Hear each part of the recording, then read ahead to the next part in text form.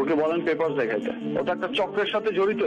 ও চাইতেছে আমি শেষ, মানে ওই চক্রটা চায় যে শাকিব খান শেষ, মানে বাংলা চলচ্চিত্রই শেষ। আমার জীবনের একটি নতুন অধ্যায়ে এখন তো ক্লিয়ার হয়েছে যে সমস্ত কিছু মিথ্যে। আমি আমার পরিবারের কাছে মাথাটা উঁচু করে দাঁড়াতে পেরেছি। দিন শেষে এইটুকু। গোপনে দেশে ফিরে অপুর কাছে মাপ চাইলেন ঢালিউড সুপারস্টার সাকিব খান। ভাইরাল হলো আবেগঘন কিছু। টাকা থামতেছে, কত টাকা পেয়ে এমন করতেছে, খালি কি করতে বলেন? এত বছর পর কেন এসে করতেছে? আমার কাছ থেকেও টাকা খাইছে কয়েকদিন আগে 12 লাখ টাকা। আর হোয়ার ইজ স্টুপিড মুহূর্ত। ঢালিউডের জনপ্রিয় নায়ক সাকিব খান হঠাৎ দেশে ফিরে এলেন, কিন্তু এফডিসির কিংবা কোনো শুটিং ফ্লোরে নয়, তার গন্তব্য ছিল একেবারে ভিন্ন। অভিনেত্রী অপু বিশ্বাসের বাসা। এই খবরে পুরো মিডিয়া দুনিয়া যেন থমকে গেছে। তবে সাকিব গাড়ি থেকে নেমেই অপুর দরজায় পৌঁছায়। অপু সাকিবকে অনেকদিন ধরে এড়িয়ে চললেও এবার ভিন্ন এক সাকিবকে দেখা গেল তার চোখে। অনুশোচনায় ঠোঁটে নীরবতা।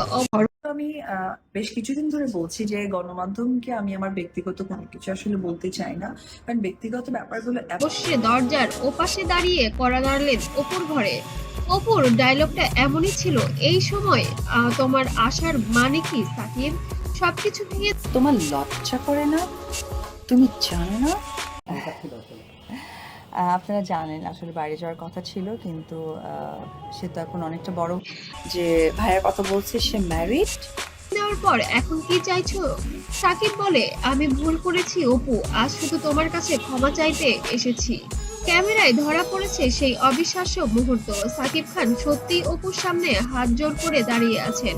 সোশ্যাল মিডিয়ায় ছবিটি মুহূর্তেই ভাইরাল হয়ে যায়। ভক্তরা বলেছেন এমন দৃশ্য তারা কোনোদিন কল্পনাও। আর আপনারা জানেন এর আগে বুবলির সাথে হয়তো অপুর একটা ক্ল্যাশ হয়েছে, অপুই করেছে। অপুর সেটা করেননি। অপু আবার বলে, তুমি আমাকে শুধু নয়, আমাদের সন্তান জয়কেও কষ্ট দিয়েছো। তুমি কি জানো প্রতিটি রাত আমি কিভাবে কাটিয়েছি? সাকিব বলে, জানি অপু, তাই আজ সব ভেঙে ফেলার পরেও আমি তোমার কাছে এসেছি। সবাই জানেন আমার প্রাণের মানুষ একজন, আমার আপনজন, বড় আপনজন। আসলে আমি স্পেসিফিক নাম বলতে চাই না, ব্যক্তিগত কোনো ব্যাপারগুলো খুব একটা আমি আনতে চাই না। সময় শেষ, টাইমস আপ। হয়তো দেরি হয়ে গেছে, কিন্তু তোমাকে ছাড়া আমি অসম্পূর্ণ। অপু প্রথমে চুপচাপ ছিলেন, চোখে জমে থাকা অশ্রু আর হৃদয়ের অভিমান যেন দুমড়ে মুচড়ে বেরিয়ে আসছিল। তিনি স্পষ্ট জানিয়ে দিলেন, ক্ষমা করা এত সহজ। যারা কিনা হিজাব পড়ছে, I am sorry to say, but এই ধরনের গুজব নিয়ে মিথ্যা কথা বলে ভিডিও বানাচ্ছে, আমার মনে হয় এটা আমাদের ইসলামকে অবমাননা করা। নটিজান বলছেন সত্যি কি নয়। অপু বললেন, ক্ষমা পেতে হলে শুধু কথা দিয়ে হবে না সাকিব, সময় মতো প্রমাণও করবে তুমি কতটা বলেছো এবং কতটা আমাদের জন্য করেছো, সেটাও এবার বোঝাতে হবে। এমন একটি দৃশ্য ছিল যেখানে অপু কাঁদছেন, সাকিব মাথা নিচু করে দাঁড়িয়ে আছেন। এই আবেগঘন মুহূর্তই এখন সোশ্যাল মিডিয়ার ট্রেন্ডিং টপিক। ভক্তরা কেউ বলছে সাকিব অপুকে আবার একসাথে দেখতে চায়, আবার কেউ লিখছেন এই ক্ষমা হয়তো নতুন শুরুর পথ দেখাবে।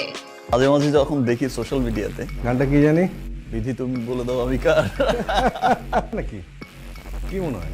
প্রায় প্রায় ফেসবুকে দেখি অনেকে লেখালেখি করে যে সাকিব ভাই, আমিন ভাই আপনারা একসাথে কাজ করবেন। চলেন শুরু করে দেই। আচ্ছা, ইমিডিয়েট কিছু করা যায় না? অপু জানালা দিয়ে বাইরে তাকাচ্ছেন আর সাকিব ধীরে ধীরে সরে যাচ্ছেন। তাহলে কি এটাই নতুন মোড়, নাকি এই সম্পর্ক থেকে আরো নতুন কোনো ভবিষ্যৎ নেই? উত্তর লুকিয়ে আছে সময়ের অপেক্ষায়। অপু চাইলে আমি তোমাকে আরো সুন্দর জীবন দিতে পারি, কিন্তু তোমার একটু ধৈর্য ধরতে হবে এবং আমার পাশে দাঁড়াতে হবে, এমনই একটি কথা ছিল সাকিবের পক্ষ থেকে।